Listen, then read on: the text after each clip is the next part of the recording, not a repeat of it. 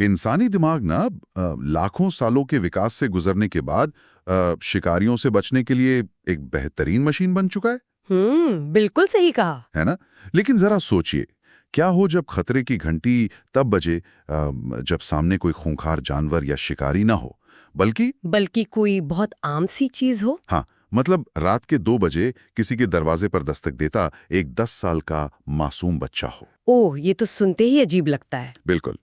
आज के इस गहन विश्लेषण में हम जिन स्रोतों को खंगाल रहे हैं ना, वे ब्लैक आइड चिल्ड्रन यानी काली आंखों वाले बच्चों की रहस्यमयी घटनाओं पर आधारित हैं। हमारा मकसद सिर्फ कहानियां सुनाना नहीं है, बल्कि मतलब ये समझना है कि आखिर क्यों ये घटनाएं दुनिया भर में एक ही सटीक पैटर्न का पालन करती हैं। बिल्कुल। और इस पूरे विषय को गहराई से समझने के लिए ना हमें सबसे पहले अनकैनी वैली के वैज्ञानिक और मनोवैज्ञानिक पहलू को समझना होगा। अच्छा, ये अनकैनी वैली क्या है? ये कोई रहस्यमय बात नहीं है, बल्कि शुद्ध एवोल्यूशनरी बायोलॉजी है। मतलब आदि मानव के समय में इंसानों के अंदर उन चीजों से खौफ खाने की एक गहरी प्रवृत्ति विकसित हुई जो लगभग इंसानों जैसी दिखती थी, लेकिन पूरी तरह इंसान नहीं होती थी। इसका क्या कारण हो सकता है? मतलब विकासवाद के नजरिए से देखें तो हमें उन चीजों से डरना चाहिए जो हमें सीधे तौर पर खा सकती हैं। हाँ, जाहिर सी बात है। जैसे शेर हो गया, भालू या आग, कुछ ऐसा जो इंसान जैसा ही दिखता हो, उससे डरने की क्या तुक बनती है भला? असल में इंसान जैसी दिखने वाली पर इंसान ना होने वाली चीजें उस दौर में 2 ही हो सकती थी। अच्छा? कौन सी? पहली, या तो कोई लाश जो किसी खतरनाक संक्रामक बीमारी से मरी हो, जिससे दूर रहना खुद के अस्तित्व के लिए बहुत जरूरी था। लॉजिकल है। या फिर दूसरी, कोई ऐसा शिकारी जीव जो अंधेरे में इंसानों को लुभाने के लिए इंसानी आवाजों की नकल कर रहा हो। बाप रे! हाँ, हमारा दिमाग किसी भी चेहरे या आवाज की इन बारीक खामियों को पलक झपकते ही पकड़ने के लिए डिजाइन किया गया है। अगर इसे आज की भाषा में समझे ना, तो ये बिल्कुल एक कंप्यूटर के एडवांस्ड एंटीवायरस की तरह है जो ह्यूरिस्टिक स्कैन का इस्तेमाल करता है। बिल्कुल सटीक तुलना है। मतलब वो किसी नए वायरस की फाइल को पहले से नहीं पहचानता, बल्कि उसके अजीब और अप्राकृतिक व्यवहार को भांप लेता है और यूजर के क्लिक करने से पहले ही सिस्टम को अलर्ट कर देता है कि कुछ तो बहुत गलत है। हाँ, ठीक यही तो ब्लैक आइड चिल्ड्रन के मामलों में गवाहों के साथ ठीक यही ह्यूरिस्टिक स्कैन काम करता है। मतलब कोई भी व्यक्ति उन बच्चों की पूरी तरह काली आंखें देखने से पहले ही खौफ से भर जाता है। क्योंकि उनका शरीर और दिमाग उन्हें चीख कर वहां से भागने का संकेत देने लगता है ना? जी बिल्कुल। ठीक है, आइए इस पर विस्तार से चर्चा करते हैं। और इस बात का सबसे पहला और स्पष्ट दस्तावेज हमें 1998 के टेक्सास के एबिलीन शहर की घटना में मिलता है। ब्रायन बेथेल वाली घटना। हाँ, ब्रायन बेथेल। ये एक पेशेवर पत्रकार की कहानी है। मतलब ब्रायन का काम ही तथ्यों की जांच करना और कहानियों की हकीकत परखना है। सही बात है। तो घटना जनवरी की एक शुक्रवार रात की है। फिल्म थिएटर के पास की एक आधी अधूरी रोशनी वाली पार्किंग में ब्रायन अपनी कार में बैठकर एक बिल भर रहे थे। तभी 9 से 12 साल के 2 हुड वाले बच्चे उनकी कार के पास आते हैं और शीशा नीचे करने का इशारा करते हैं। और यहाँ जो बात सबसे ज्यादा हैरान करने वाली है वो ये है कि जैसे ही ब्रायन शीशा खोलते हैं, बड़ा बच्चा बहुत ही ठहरे हुए और शांत अंदाज में बात करता है। अच्छा, क्या कहता है वो? वो कहता है कि उन्हें फिल्म के लिए घर से पैसे लाने हैं और इसलिए उन्हें घर तक लिफ्ट चाहिए। और फिर वो बच्चा एक ऐसा वाक्य बोलता है जो किसी भी आम बच्चे के मुंह से बहुत अजीब लगेगा। क्या वाक्य था वो? वो कहता है, हम तुम्हें नुकसान नहीं पहुंचाएंगे, हम वादा करते हैं, तुम्हें हमें अंदर आने देना होगा, जब तक तुम हाँ नहीं कहोगे हम अंदर नहीं आ सकते। बाप रे! लेकिन यह एक तार्किक सवाल उठता है। ब्रायन ने अब तक उनकी आंखें नहीं देखी हैं, है ना? हाँ, नहीं देखी थी। पार्किंग की रोशनी उतनी तेज नहीं है कि चेहरे की हर डिटेल साफ दिखे। फिर एक पेशेवर और समझदार पत्रकार महज 2 छोटे बच्चों से बात करते हुए पशुओं जैसा डर या एनिमल टेरर क्यों महसूस करने लगा? क्या ये महज एक अतिशोक्ति या परिस्थितियों पर ओवर रिएक्शन नहीं लगता? नहीं, ये ओवर रिएक्शन बिल्कुल नहीं था, बल्कि वही इवोल्यूशनरी अलार्म था जिसका हमने अभी जिक्र किया था। अच्छा, वो अनकैनी वाली वाला। हाँ, बच्चों की आवाज में एक ऐसा अप्राकृतिक आत्मविश्वास था जो इंसानी व्यवहार से मेल नहीं खाता। मतलब रात के वक्त किसी अनजान इंसान से लिफ्ट मांगते हुए एक 10 साल के बच्चे की आवाज में घबराहट होनी चाहिए। बिल्कुल, एक झिझक होनी चाहिए। हाँ, पर उन बच्चों की टोन बिल्कुल सपाट थी, जैसे कोई टेप रिकॉर्डर बज रहा हो। यानी ब्रायन के दिमाग के ह्यूरिस्टिक स्कैन ने उस सपाट टोन और उस अजीब वाक्य रचना को खतरे के रूप में पकड़ लिया था। एकदम सही। और जब ब्रायन ने आखिरकार हिम्मत करके उन बच्चों की आंखों में देखा तो स्रोत बताते हैं कि वहां कोई पुतली या आइरिस नहीं थी। आंख का कोई सफेद हिस्सा नहीं था, बस एक ठोस कालापन, मतलब जैसे रात का पूरा अंधेरा उन आंखों में सिमट गया हो। और सबसे डरावनी बात ये दर्ज की गई कि उन आंखों में पार्किंग की लाइट का कोई रिफ्लेक्शन तक नहीं था। अच्छा, चमक नहीं थी। बिल्कुल नहीं। आम आंखों में रोशनी टकराकर चमकती है, पर वे आंखें रोशनी को सोख रही थीं। ओह। ब्रायन तुरंत वहां से कार भगाते हैं और महज 30 सेकंड बाद रियर व्यू मिरर में देखते हैं, और वो बच्चे पार्किंग से पूरी तरह गायब हो चुके थे। 30 सेकंड में? हाँ, एक खुली पार्किंग में इतनी जल्दी किसी का ओझल हो जाना भौतिक रूप से लगभग असंभव है। यहाँ पर बात सच में बहुत दिलचस्प हो जाती है, क्योंकि अगर ये घटना सिर्फ ब्रायन के साथ घटी होती तो इसे एक थके हुए पत्रकार का मतिभ्रम कहकर खारिज किया जा सकता था। हाँ, सही कहा। लेकिन स्रोतों का डेटा एक अलग ही कहानी बयां करता है। जब ब्रायन ने 1998 में अपनी कहानी साझा की, तो ये भ्रम टेक्सास से निकलकर यूरोप, एशिया और ऑस्ट्रेलिया तक कैसे पहुंच गया? यही तो। मतलब दुनिया भर से सैकड़ों लोगों ने बिल्कुल एक जैसी घटनाओं की रिपोर्ट करनी शुरू कर दी। ऐसा है जैसे अलग-अलग सभ्यताओं में अचानक एक ही लोक कथा सच होने लगे। बिल्कुल, और यहीं से ये मामला एक ग्लोबल पैटर्न का रूप ले लेता है। जो मनोवैज्ञानिक इस पूरे फिनोमेना का अध्ययन करते हैं, वे अक्सर सजेस्टेबिलिटी का तर्क देते हैं। सजेस्टेबिलिटी? हाँ, मतलब लोगों का ख्याली पुलाव। हाँ, उनका मानना है कि इंटरनेट पर एक डरावनी कहानी पढ़ने के बाद लोग अपनी पुरानी साधारण यादों को भी खौफनाक रूप दे देते हैं। ये तो होता है। किसी ने रात में कोई आम बच्चा देखा होगा, पर कहानी पढ़ने के बाद उसे लगता है कि उसकी आंखें काली थीं। लेकिन ये एक बहुत जरूरी सवाल खड़ा करता है। क्या? ये थ्योरी 1982 की घटना के सामने आकर दम तोड़ देती है। 1982? लेकिन क्या ऐसा नहीं हो सकता कि 1982 की उस घटना को बाद में इंटरनेट युग में तोड़ मरोड़ कर ब्लैक आइड चिल्ड्रन की कहानी में जानबूझकर फिट कर दिया गया हो? ये सोचना लाजमी है। मतलब ताकि इस कहानी को एक ऐतिहासिक आधार मिल सके। ये एक जायज संदेह है, लेकिन 1982 की ये घटना स्टैफर्डशायर के कैनोक चेस के जंगल की है, जिसे पैरानॉर्मल इन्वेस्टिगेटर ली ब्रिकले की बुआ ने दर्ज कराया था। अच्छा। और ये दस्तावेज इंटरनेट के आने से काफी पहले के हैं। उन्होंने जंगल में एक बच्ची के रोने की आवाज सुनी। जब वे मदद के लिए पास गईं और बच्ची ने चेहरा उठाया तो आंखें काली थी। हाँ, उसकी आंखें पूरी तरह काली थी।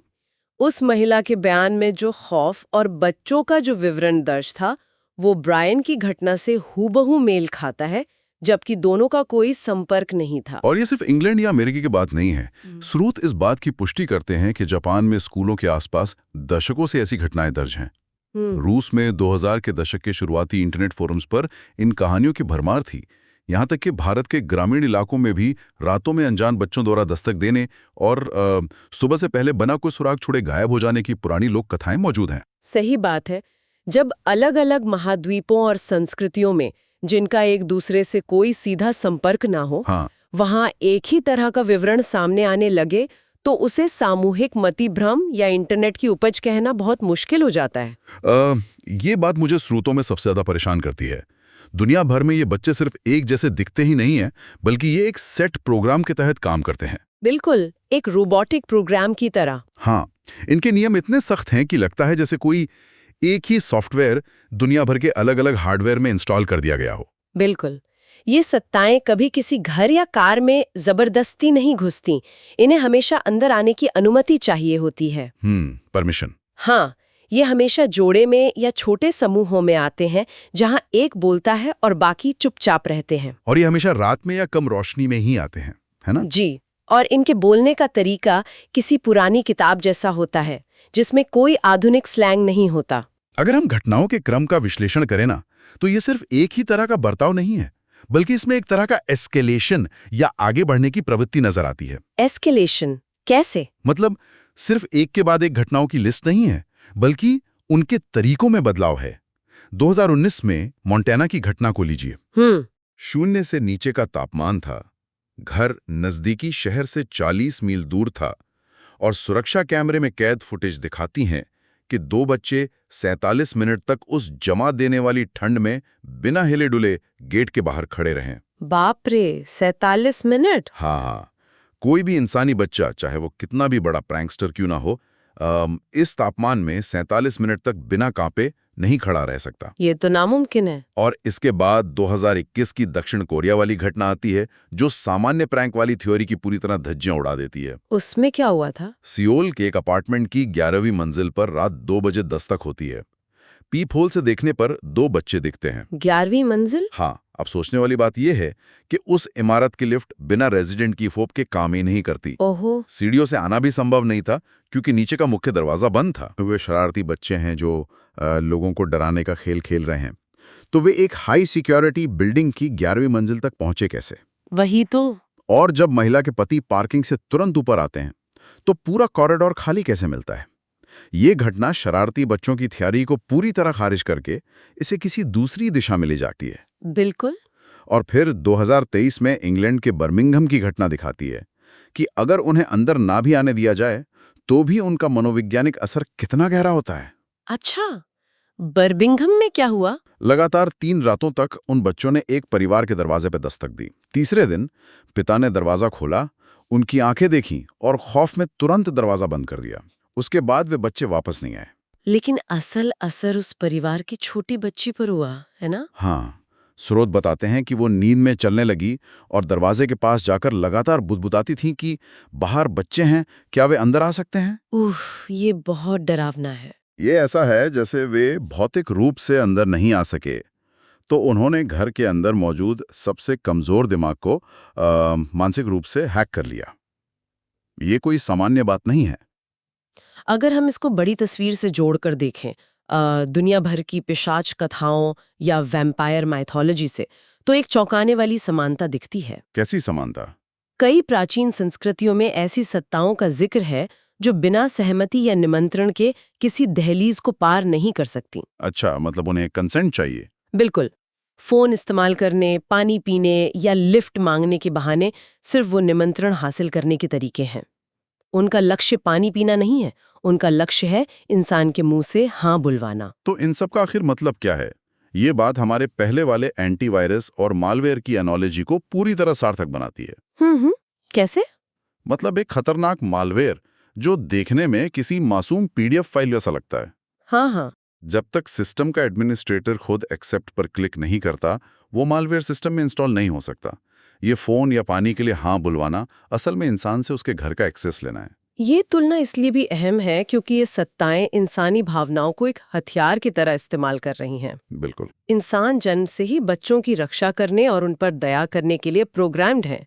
वे हमारे इस प्राकृतिक बचाव तंत्र को बाईपास करने के लिए मासूमियत का चोला पहनते हैं ताकि हमें लगे कि हम किसी की मदद कर रहे हैं। लेकिन स्रोतों में सबसे बड़ा और खौफनाक सवाल ये है कि जब कोई उस मालवेयर को एक्सेप्ट कर लेता है, यानी जब कोई उन बच्चों को अंदर आने देता है, तब क्या होता है? ये सोचना भी डरावना है। दस्तावेजों में 2010 की पोर्टलैंड ओरेगन के घटना का विस्तार से जिक्र है जो इसका जवाब देती है। हाँ, वो एक माँ की कहानी है जो रात को घर में अकेली थी और उसके बच्चे ऊपर सो रहे थे। हाँ। जब उन काले आंखों वाले बच्चों ने फोन इस्तेमाल करने के लिए दरवाजा खटखटाया तो एक माँ होने के नाते उसकी ममता उसके इवोल्यूशनरी डर पर हावी हो गई और उसने उन्हें अंदर आने दिया। और जैसे ही उन्होंने दहलीज पार की, घर का माहौल पूरी तरह बदल गया। कैसे बदल गया? घर का तापमान अचानक इस तरह गिर गया जैसे किसी ने फ्रीजर का दरवाजा खोल दिया। घर का कुत्ता जो अनजान लोगों पर बस भौंकता था, वो भौंकने के बजाय बुरी तरह चीखने लगा। चीखने लगा? कुत्ते आमतौर पर ऐसा नहीं करते हैं। बिल्कुल नहीं। ऐसा व्यवहार कोई जानवर तभी करता है जब उसे किसी अदृश्य और जानलेवा खतरे का एहसास होता है। बच्चे 1 मिनट से भी कम समय तक रुके, फोन पर कुछ बुदबुदाए और बाहर जाते ही गायब हो गए। लेकिन असर लंबे समय तक रहा। हाँ। अगले ही दिन महिला की कलाई पर अज्ञात चोट के निशान आ गए और इसके बाद जो हुआ वो और भी डरावना है। क्या हुआ? दस्तावेज बताते हैं कि जो भी लोग उन्हें अंदर आने देते हैं वे गंभीर अज्ञात बीमारियों का शिकार होते हैं जिनका कोई मेडिकल कारण नहीं मिलता। बाप रे। उन्हें भारी पैरानोया हो जाता है, हर वक्त ऐसा लगना कि कोई उन्हें देख रहा है, और सबसे अहम है याददाश्त खोना या मेमोरी गैप्स। हमें इस याददाश्त खोने वाले हिस्से को थोड़ा समझना होगा। क्या ये कोई मेडिकल एमनीशिया है जो किसी गहरे मानसिक सदमे की वजह से होता है? या फिर कुछ शोधकर्ताओं के मुताबिक ये टाइम मिसिंग का मामला है, जैसे उन सत्ताओं की मौजूदगी इंसान के लिए समय की धारणा को ही विकृत कर देती है और कुछ घंटों का समय दिमाग से पूरी तरह मिट जाता है। दोनों ही संभावनाएं इस विषय के विशेषज्ञों द्वारा मानी जाती हैं। एक शोधकर्ता जिसने 15 साल इस पर काम किया है, उसका साफ तौर पर दावा है कि ऐसा एक भी मामला दर्ज नहीं है जहां किसी ने उन्हें अंदर आने दिया हो और बाद में वो बुरी तरह पछताया ना हो। इसी वजह से इन घटनाओं को समझने के लिए मुख्य रूप से 4 थ्योरीज दी जाती हैं, है ना? जी। पहली और सबसे अहम थ्योरी तो पैरानॉर्मल है कि ये किसी दूसरे आयाम के जीव हैं या शैतानी ताकतें हैं जो सबसे मासूम रूप धारण करके आती हैं ताकि इंसान कम से कम विरोध करे। लेकिन दूसरी थियरी एलियंस की है जो मुझे थोड़ी दिलचस्प लगती है। बिल्कुल। स्रोत बताते हैं कि 1960 के दशक में ग्रे एलियंस की जो रिपोर्ट आती थी, उनमें गवाहों ने पूरी तरह काली आंखों का जिक्र किया था। अच्छा? हाँ, कुछ थ्योरीज मानती हैं कि ये बच्चे असल में वही ग्रे एलियंस हैं जो मानव समाज में घुलने मिलने और हमारा अध्ययन करने के लिए एक हाइब्रिड रूप का इस्तेमाल कर रहे हैं। उनका सपाट और बिना भावनाओं वाला बर्ताव इसी बात की ओर इशारा करता है। तीसरी थ्योरी थोड़ी विवादास्पद है, सरकारी प्रयोग। इसके अनुसार ये ऐसे इंसानी बच्चे हैं जिन पर जेनेटिक या मानसिक प्रोग्रामिंग की गई है। लेकिन सच कहूं तो मुझे सरकारी प्रयोग वाली थ्योरी बिल्कुल भी गले नहीं उतरती। क्यों नहीं? मतलब अगर कोई सरकार इतने एडवांस इंसान बना भी ले जो पलक झपकते गायब हो सकें और दरवाजे पार कर सकें, तो वे उन्हें आधी रात को लोगों से लिफ्ट मांगने के लिए क्यों छोड़ेंगे? ये तर्कहीन लगता है। मैं पूरी तरह सहमत हूं। ज्यादातर गंभीर शोधकर्ता इसे नहीं मानते। और अंत में आती है मनोवैज्ञानिक थ्योरी, जिसके बारे में हमने शुरुआत में बात की थी। वो सजेस्टिबिलिटी वाली। हाँ, ये थ्योरी मानती है कि ये सब नींद की कमी, स्लीप पैरालिसिस और सामूहिक हिस्टीरिया का मिला-जुला रूप है। लेकिन जैसा कि हमने पहले ही देखा, मनोवैज्ञानिक थ्योरी 11वीं मंजिल पर पहुंचने वाले बच्चों या शून्य से नीचे के तापमान में 47 मिनट तक खड़े रहने वाले कैमरे के फुटेज को स्पष्ट नहीं कर पाती। बिल्कुल नहीं। कैमरे को स्लीप पैरालिसिस या हिस्टीरिया नहीं हो सकता। कैमरे मतिभ्रम का शिकार नहीं होते। यही कारण है कि आज तक ये रहस्य अनसुलझा है। हम जितनी गहराई में जाते हैं, सवाल उतने ही बढ़ते जाते हैं। सही बात है। ब्रायन बेकरे, जिनकी घटना से हमने इस चर्चा की शुरुआत की थी, उन्होंने 25 साल बाद जो बयान दिया है, वो इस पूरे विषय का सार है। क्या कहा उन्होंने? उनका कहना है, मैं एक पत्रकार हूं, मैं तथ्यों की दुनिया में जीता हूं, मैं पैरानॉर्मल चीजों पर अंधविश्वास नहीं करता, लेकिन मैं पूरे होशो-हवास में जानता हूं कि उस रात मैंने अपनी कार के बाहर जो देखा, वो इंसान का बच्चा नहीं था। ये बयान इस बात का सबूत है कि कुछ अनुभव इतने गहरे और असली होते हैं, फिर वे इंसान के तार्किक दिमाग को भी हार मानने पर मजबूर कर देते हैं। बिल्कुल। स्रोतों का पूरा डेटा हमें एक ही बात सिखाता है। अगर कभी रात के वक्त किसी के दरवाजे पर दस्तक हो और पीपोहूल से देखने पर ऐसे बच्चे दिखाई दें जिनकी आंखों में सिर्फ और सिर्फ एक गहरा कालापन हो, तो दरवाजा ना खोला जाए। हाँ, कोई भी बहाना दिया जाए, लेकिन उस निमंत्रण को, उस हाँ को अपने होठों से बाहर ना आने दिया जाए। सही कहा। जब भी इवोल्यूशनरी अलार्म बजे, जब दिमाग कहे कि सामने खड़ी चीज इंसान जैसी दिख रही है पर इंसान नहीं है, तो तर्क लगाने के बजाय अपनी जन्मजात प्रवृत्तियों और इंस्टिंक्ट्स पर भरोसा करना ही सबसे सही कदम होता है। बिल्कुल। लेकिन इस पूरी चर्चा और इन तमाम दस्तावेजों को खंगालने के बाद ना मेरे दिमाग में एक ऐसा विचार आ रहा है जो स्रोत सामग्री में सीधे तौर पर नहीं लिखा है, पर इसका तार्किक निष्कर्ष लगता है। अच्छा, वो विचार क्या है? और ये विचार सच में रातों की नींद उड़ाने वाला है।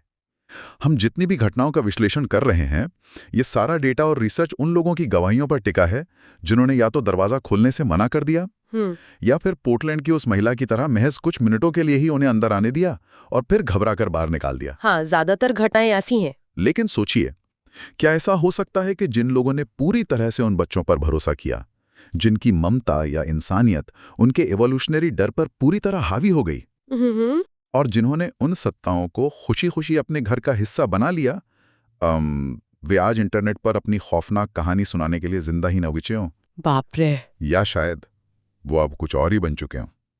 इसी बेचैन कर देने वाले सवाल के साथ हम आज के इस गहन विश्लेषण को यहीं विराम देते हैं। सुरक्षित रहें और अपनी प्रवृत्तियों पर हमेशा भरोसा रखें।